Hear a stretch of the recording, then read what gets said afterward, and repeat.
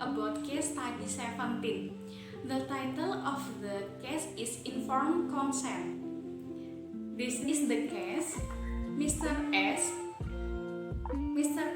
a 56 years old male, consulted his family physician due to respiratory problems. After X-rays revealed patch infiltration of the lung, Mr. S was referred to a respiratory specialist who determined that the condition was bilateral of recommends open lung biopsy, which Mr. S refused to undergo. After Mr. S' condition further deteriorated, he was referred to Dr. D, an internist specialist in respiratory disease. Dr. D observed that Mr. S was exceptional upon examination. The doctor's initial diagnosis was progressive pulmonary fibrosis of the interstitial pneumonia state. Probability involving fibrosing alveolitis. A biopsy was required to confirm this diagnosis, but Mr. S continued to refuse to undergo an open lung biopsy. Dr. D then suggested an alternative procedure known as a routine lung biopsy.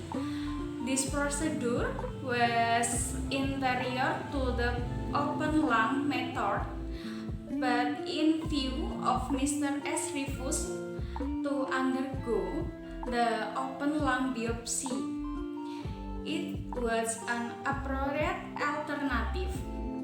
Dr. D explained to Mr. S that a special needle into the lung while the patient sat on the edge of high beat.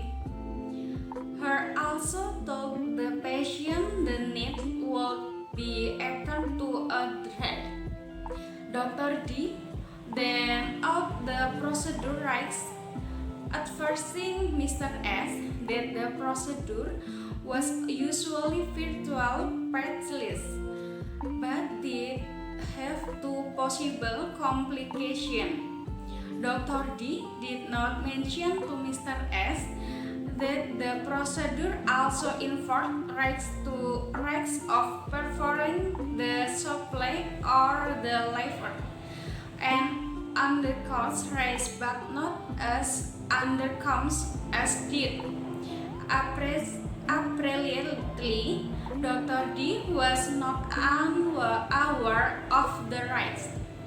Mr. S consent in writing to the treatment biopsy procedure. Prior to the procedure, Mr. S was anxious, apprehensive, and nervous. He told Dr. D he could not afford to die. He was given atropine and sedated with normal accept doses of morphine.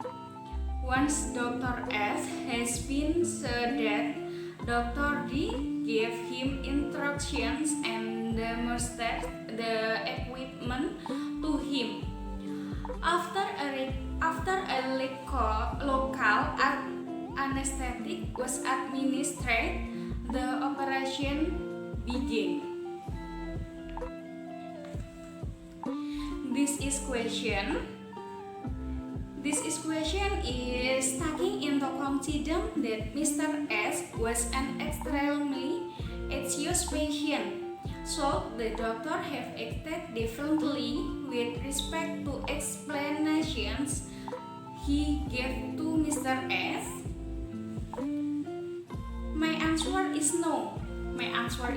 Because Dr. D acted properly and did not breach his obligation to provide Mr. S explanation about the procedure. All the explanation that should have been given before the procedure were provided. Determine that this behavior constitutes and breach of a physician obligation to the patient would increase the liability of physician to an intolerable level. My opinion is every medical treatment requires the patient informed consent. The signification of the consent is that a person agrees to the treatment. The invitation of his body under the signification of his medical condition and the meaning of the treatment, the dangers and the benefits inherent in the treatment, and grants his informed consent will and which counts as determined in articles.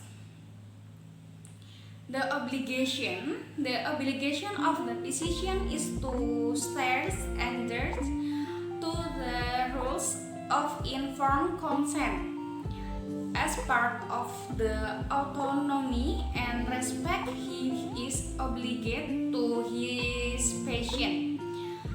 Therefore, the physician must always consider the personal characteristics of the patient, such as anxiety, his special peculiarities, as much as such excite and his unique personality, and relate to be providing the relevant explanation. One of the challenges facing the medical staff is provide each patient with appropriate information. This is my answer. Thank you.